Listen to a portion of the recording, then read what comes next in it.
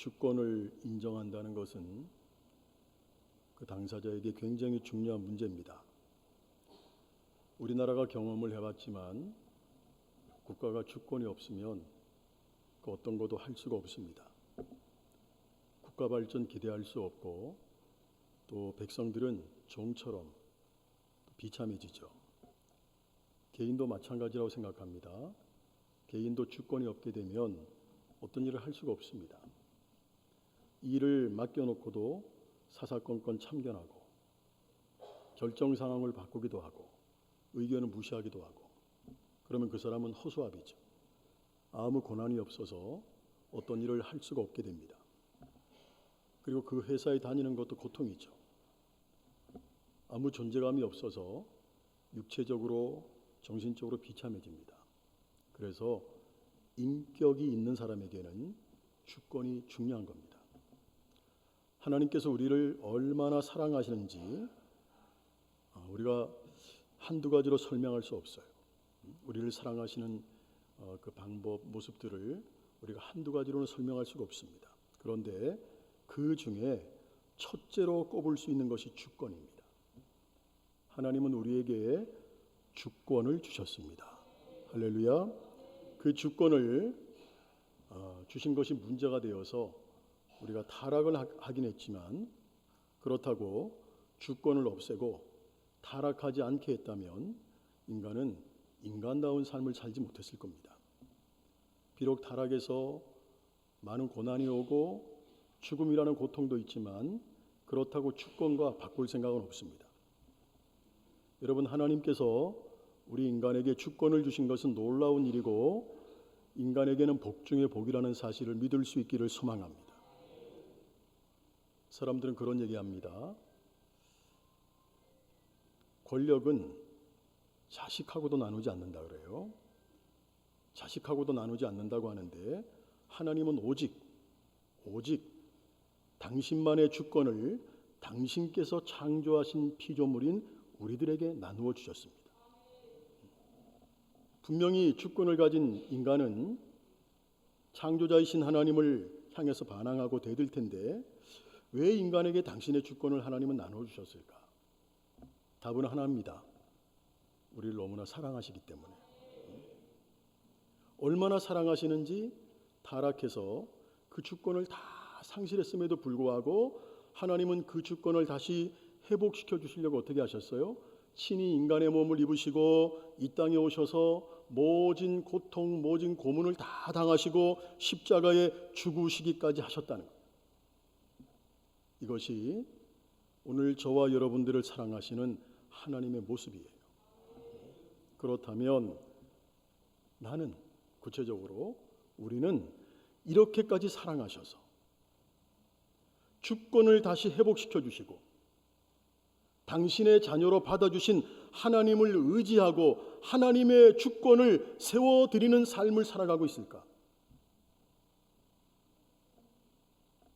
삶의 치열한 현장 속에서 내가 날마다 하나님의 왕되심을 인정하고 있을까?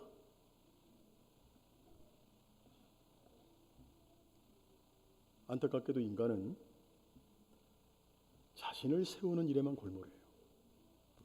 자신의 영광, 자신의 인기, 자신의 명예, 자신의 권위를 세우는 일에만 매달립니다. 그럼 하나님은 어떠실까? 하나님의 주권은 누가 세워주지? 사실 하나님은 누가 권위를 세워진다고 권위가 높아지는 분이 아니에요. 그분은 그 상태로 최고의 기쁨, 최고의 권위로 충만하신 분이에요. 믿으십니까? 그럼에도 하나님은 당신께서 주권을 주신 오늘 저와 여러분들로부터 사람들로부터 주권을 인정받는 것을 기뻐하신다는 것. 마치 부모가 자녀로부터 효도를 받을 때 기쁨이 생기잖아요. 똑같은 거죠. 자녀가 부모를 높여드릴 때 행복한 것처럼 하나님께서는 당신의 자녀들에게 오늘 저와 여러분들에게 주권을 인정받기를 어떻게 하신다? 기뻐하십니다. 하나님은 사실 우리를 통해서 주권이 세워지는 것도 아니고 또 굳이 우리를 통해서 주권을 세우실 필요도 없으시지만 하나님이 이 땅에서 우리를 통해서 주권이 세워지기를 반복합니다. 기뻐하신다는 거예요. 그럼 여러분의 삶 속에서 하나님의 주권을 세워드려야지. 오늘 그리스도인들의 삶의 철학은 항상 여호와를 인정하는 것으로부터 출발돼야 됩니다. 개인의 삶, 가정, 그리고 국가에 어떤 일이 일어나든지 간에 그곳에는 하나님의 시선이 머물러 계십니다. 하나님은 하늘에만 계시는 분이 아니에요. 지금도 여기 우리와 함께 하십니다. 하나님은 우리의 삶 속에 관심을 갖고 계시고 오늘도 깊이 간섭하신다는 거예요. 그것을 인식하고 그것을 인정하는 것이 하나님의 주권을 세워드리는 거예요. 우리 사람의 신체 중에서 머리와 가슴이 가장 중요하지 않습니까? 가장 중요한 것처럼 영적으로 볼 때도 가장 보호받고 성장해야 할 곳이 어디냐? 우리의 마음과 생각이에요. 생명의 근원이신 하나님께서 우리의 마음과 생각을 통해서 역사하시기 때문이라는 거예요. 하나님을 의지하고 하나님의 주권을 세워드리는 것 또한 마음과 생각에서 출발한다는 겁니다. 그러므로 부탁합니다. 오늘 여러분들의 마음과 생각이 악한 것들에게 점령당하지 않도록 잘 지켜나갈 수 있기를 주님의 이름으로 축원합니다. 본문은 우리의 마음과 생각이 항상 여호와의 주권을 인정할 수 있도록, 항상 여호와의 주권을 인정할 수 있도록 두 가지 원리를 우리에게 제시를 해주고 있어요. 자, 다시 정리합니다. 우리의 마음과 생각이 항상 뭘 위해서? 여호와의 주권을 인정할 수 있도록 두 가지 원리를 우리에게 제시한다는 거예요. 그 하나가 뭐냐? 따라합니다. 하나님을 의지하는 것. 하나님을 어떻게 하는 것? 의지하는 것. 우리가 하나님의 주권을 세워드리는 것 중에서 가장 기본은 뭐냐? 바로 하나님을 의지하는 겁니다. 하나님을 의지하지 않고 하나님의 주권을 세워드릴 수 없죠. 우리가 자녀로 예를 들어보겠습니다. 자녀로 예를 든다면 아이가 어릴 때는, 우리 아이들이 어릴 때는 전부 다 부모를 의지합니다. 그래서 아이들이 어릴 때는 아빠는 전능자입니다. 아빠는 세상에서 가장 힘이 세고 가장 능력이 있고 가장 똑똑합니다. 아이들이 어릴 때는 엄마는 가장 세상에서 인자하고 사랑이 넘치는 분이에요. 그래서 아이는 모든 것에서 어릴 때는 부모를 전폭적으로 의지합니다. 이런 모습이 바로 뭡니까? 전적으로 주권을 인정하는 모습이에요. 이해되셨어요? 자, 마찬가지로 모든 것을 하나님께 묻고 하나님을 의지하는 것이 바로 하나님의 주권을 인정하는 겁니다. 하나님을 의지하지 않고 하나님께 묻지 않고 자기 방법대로 자기 생각대로 하는 사람이 하나님의 주권을 인정할까요? 전혀 아닙니다. 무엇을 하든 하나님께 묻고 하나님을 의지하는 사람이 하나님의 주권을 인정하는 사람이에요. 자, 하나님을 의지하는 것은 우리가 쉽게 예를 든다면 자신의 것을 하나님께 맡기는 거예요. 그래서 9절 보겠습니다.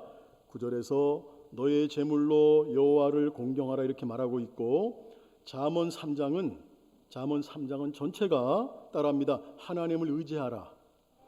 자, 잠언 3장의 전체 내용이 하나님을 의지하라는 내용이에요. 자, 5절 한번 같이 읽어보겠습니다.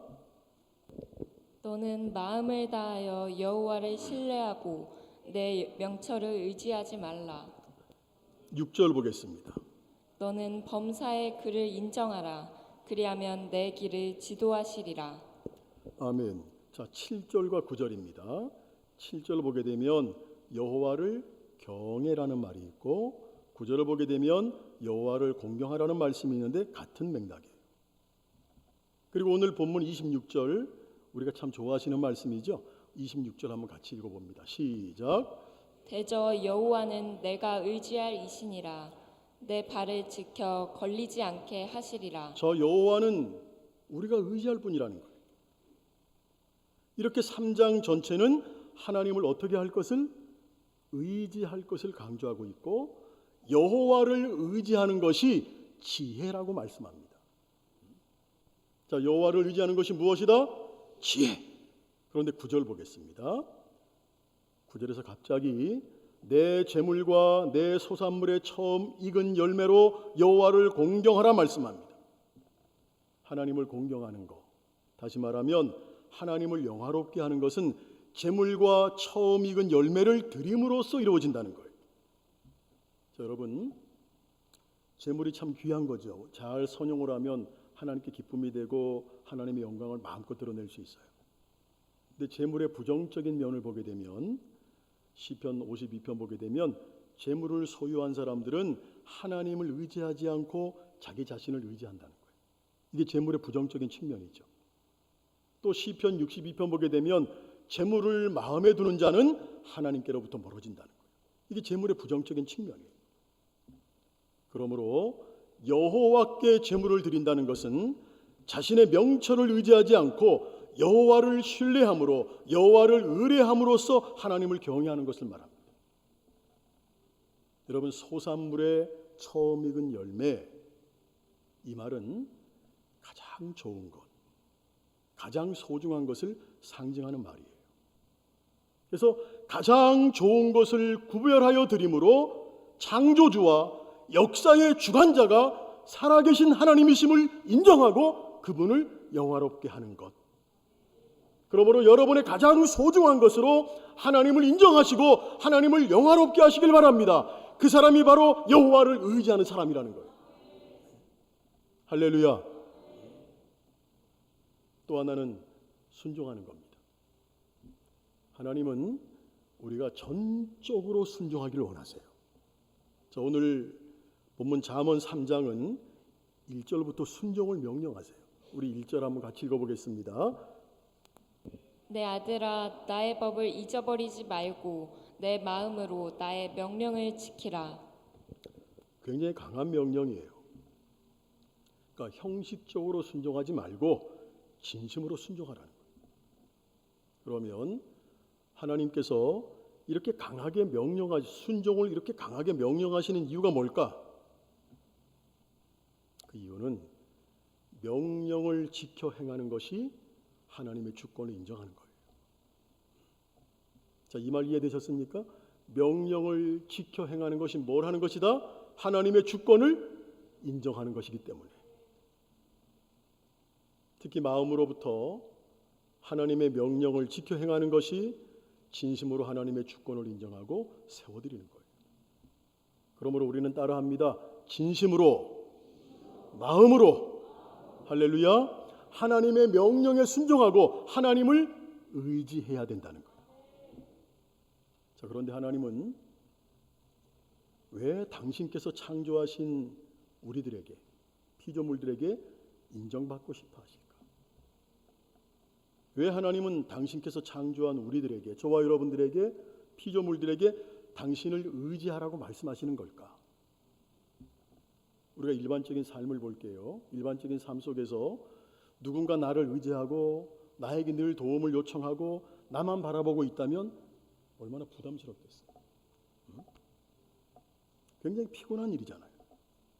우리가 돈이 없을 때 자녀들이 아빠 돈 주세요, 돈을 달라고 하면 이게 때로는 마음이 아프고 힘들잖아요. 또 어느 순간 조금 안다고 하는 어느 분이 여러분들에게 늘 돈을 빌려 달라고 하면 이게 얼마나 피곤한 삶이야.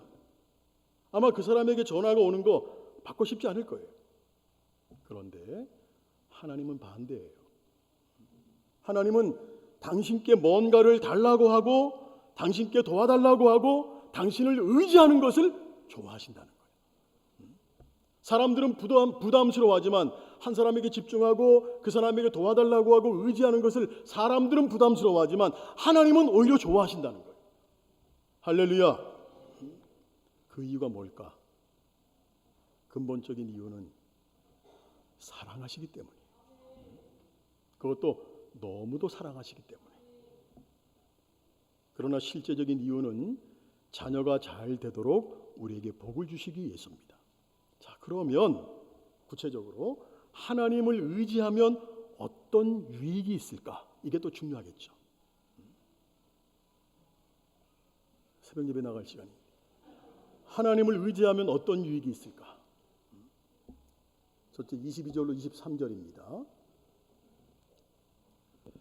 그리하면 그것이 내 영혼의 생명이 되며 내 목에 장식이 되리니 내가 내 길을 평안히 행하겠고 내 발이 거치지 아니하겠으며. 자, 하나님을 의지하면 첫 번째는 우리 영혼의 생명을 보호받는다는 거예요. 자, 22절 보면 그리하면이라는 말로 앞에 있는 21절과 연결을 하고 있어요. 자, 앞에 21절에서 말씀하는 내용은 지혜입니다. 지혜. 따라서 지혜를 지켜 행하면이라는 말이 되죠. 여기서 지혜는 다른 것이 아니에요. 바로 여호와를 의지하는 겁니다. 여호와를 의지하는 것이 지혜 중에 지혜입니다. 여러분, 사람의 지혜는 문제를 해결하는 것이 지혜예요. 근데 여러분 살아보십시오. 사람의 지혜로 해결할 수 없는 것이 너무도 많습니다. 그런데 그럴 때 해결할 수 있는 것이 있다면 이게 진정한 지혜지 않겠어요? 그 지혜가 바로 하나님께 묻고 하나님을 바라보고 하나님을 의지하는 것입니다. 그것이 지혜라는 거예요. 그러면 하나님께서 해결해 주신다는 것입니다. 자, 22절 23절 말씀이에요. 그 말씀이 22절 23절인데 하나님을 의지하는 자는 그것이 내 영혼의 생명이 되어 내 목에 장식이 되리니 내가 내 길을 어떻게 행하겠고 평안히 행하겠고 내 발이 어떻게 하겠다는 거예요? 거치지 아니하겠습니다. 여러분, 문제가 해결되면 평안해지죠. 근데 문제가 해결되지 않으면 아무리 맛있는 음식을 먹어도 넘어가지 않아요. 하나님을 의지하는 것이 우리 영혼의 생명이 된다는 거예요. 우리가 하나님을 의지할 때 그것이 내 목에 장식이 된다는 말씀이에요. 목에 장식이 된다는 것은 생명과 이어지는 말씀이에요. 왜냐? 그 당시에 사람들은 생명을 보호하기 위해서 목에 장신구를 착용했습니다. 자기의 생명을 보호하기 위해서. 그리고 목에 부적을 달기도 했습니다. 그것이 지금의 뭐가 되었죠? 목걸이가 되었습니다. 그만큼 하나님을 의지하는 사람에게 하나님께서 생명의 보호자가 되어주신다는 말씀입니다.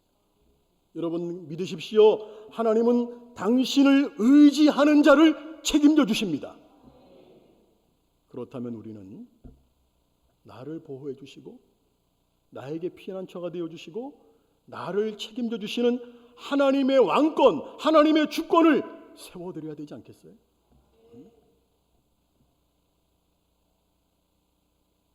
이것이 하나님을 영화롭게 해드리는 거예요. 이것이 하나님께 생명의 은혜를 입은 그리스도인들이 살아가는 삶의 방식이 되어야 된다는 거예요. 오늘 여러분 예수의 생명을 힘입었습니까? 안 입었어요? 여러분 예수님의 은혜 입지 않았습니까? 예수님의 십자가의 보혈로 죄 용서받지 않았어요? 아니, 그런 확신이 없이 어떻게 그리스도인이라고 할 수 있겠어요? 가짜지. 죄송합니다. 너무 극단적으로 이야기해서. 여러분 어떤 순간에서도 나는 예수의 사람입니다 고백할 수 있어야 돼요. 나에게 예수의 생명이 있습니다. 십자가의 보혈로 나는 구원받았습니다. 얘기할 수 있어야 된다고.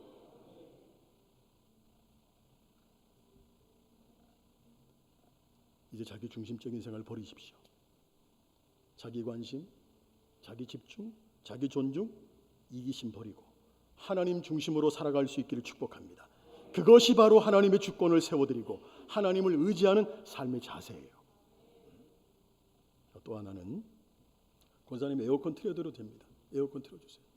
더워들 하시는데. 자, 24절 평안한 잠이 예비되어 있다는 거예요. 사람이 바라는 복 중에 참 많은 복들이 있어요. 그 많은 복 중에 잠을 잘 자는 거 복 중에 복이죠. 잠을 잘 자면 돈이 나와 밥이 나와 이렇게 말하는 분도 있어요. 잠을 잘 자면 모든 면에서 좋아집니다. 우리가 오해하지 말아야 돼요. 잠을 잘 잔다는 것은 잠이 많다는 것 그런 의미가 아니에요. 잠을 잘 잔다는 것은 따라합니다. 평안하다. 평안하다는 말이에요. 자, 불안한 사람은 잠을 잘 수가 없거든요. 그런데 24절 보겠습니다. 24절 내가 누울 때 두려워하지 아니하겠고라고 말합니다. 그러니까 하나님이 보호하시니까 하나님의 보호해 주심으로 두려워할 일이 없다는 거야. 그래서 내가 누운즉 내 잠이 어떻다는 겁니까? 달다는 거예요. 잠이 달다는 얘기는 걱정이 없다는 거잖아요. 여러분 이것은 하나님의 주권과 하나님의 보호하심을 내가 신실하게 의뢰할 때 하나님이 나에게 주시는 내적인 평안이에요.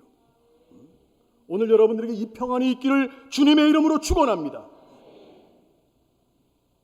어려운 생활 속에서도 여호와로 인하여 평안한 잠을 잘 수 있는 것, 이것은 하나님의 백성들만이 누리는 특권입니다.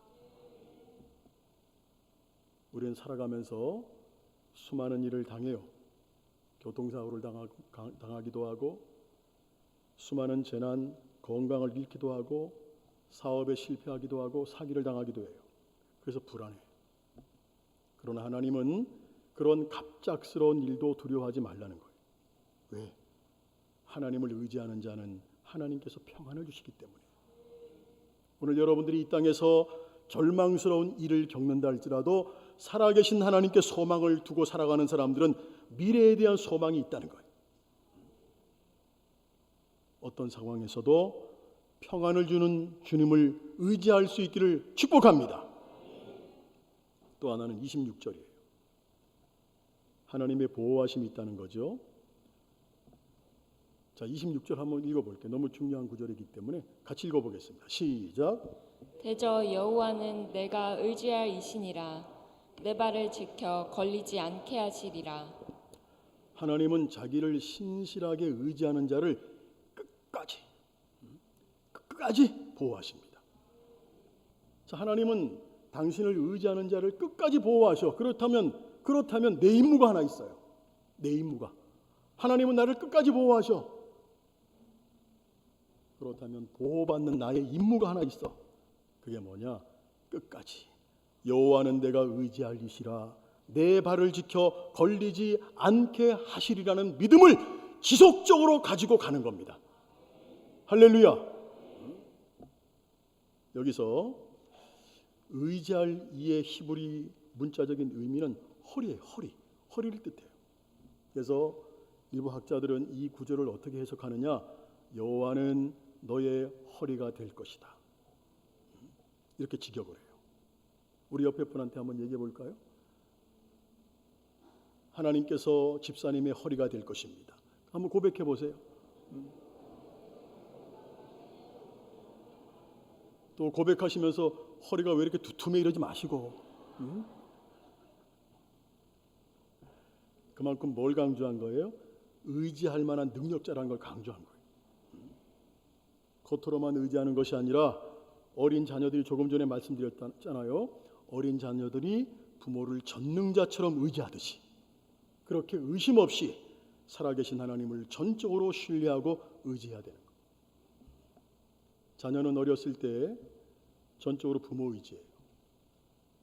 아이들이 유치원 다닐 때 전적으로 부모를 하나님처럼 의지해요. 근데 아이들이 커가면서 지식이 쌓여요. 신체가 커지면서 부모를 바라보는 인식들이 바뀌어져 갑니다. 전에는 모든 것을 부탁하고 맡겼어요. 그런데 자신이 하게 돼요. 자신의 생각대로 하게 돼요. 이런 모습은 사실 자녀가 잘 자라는 모습이에요. 신앙도 마찬가지입니다. 자신이 해나가야 됩니다. 하나님 주신 사명, 본인의 생각과 계획을 따라서 잘 감당해 나가야 됩니다. 이거 정상입니다. 하나님 주신 지혜와 힘과 능력으로 감당해 나가는 거 정상입니다. 근데 문제는 뭐냐? 지혜가 좀 있다고, 힘이 좀 있다고, 재물이 좀 있다고 하나님께 묻지 않고 하나님께 기도하지 않고 자기의 방법, 자기의 생각대로 하는 것이 문제라는 거. 이거 저 신앙 아니라고 생각합니다.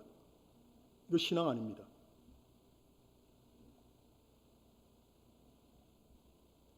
이것은 아무리 일을 잘해도 하나님이 기뻐하시지 않는 모습이에요. 그런 행위 자체가 하나님의 보호 밖에 있는 겁니다. 우리 한 번만 따라하고 설교를 마칩니다. 하나님께 물으면 하나님께서 책임져 주신다. 믿으십니까? 하나님께 물으면 하나님이 책임져 주십니다. 그러나 내 생각대로 하면 하나님의 보호 밖에 있어서 하나님의 보호를 받을 수 없습니다. 주님이 여러분의 주인이신 거 믿습니까? 하나님이 나의 주인이라는 주권을 인정하고 하나님을 의지하시기 바랍니다. 그러면 하나님께서 여러분의 손과 발을 지켜서 넘어지지 않게 하실 것입니다. 언제까지? 주님 오시는 그날까지. 그 은혜가 우리 모두에게 있기를 주님의 이름으로 축원합니다. 기도하겠습니다.